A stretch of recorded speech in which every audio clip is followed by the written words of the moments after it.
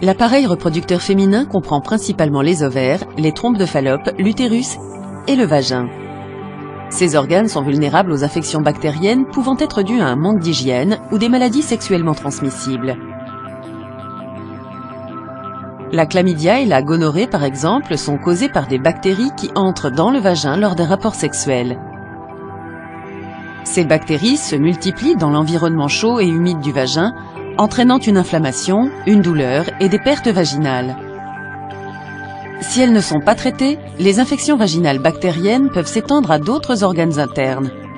Par exemple, les bactéries peuvent entrer dans l'utérus par le col. Dans ce cas, les bactéries peuvent infecter les trompes de Fallope, continuer à se multiplier et créer un tissu cicatriciel.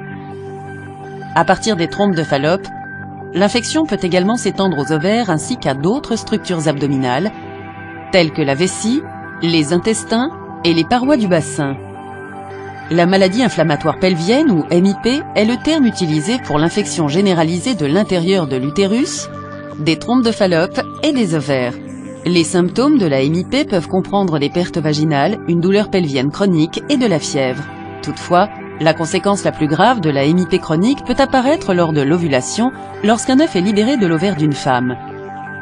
Le tissu cicatriciel laissé par l'infection bactérienne peut entièrement boucher les trompes de Fallope, de telle sorte que l'œuf ne peut pas passer dans l'utérus.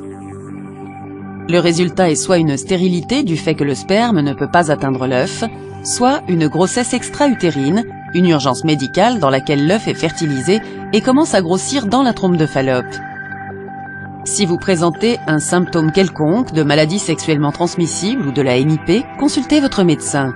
Une détection précoce et un traitement sont vitaux pour éviter des résultats médicaux déplorables.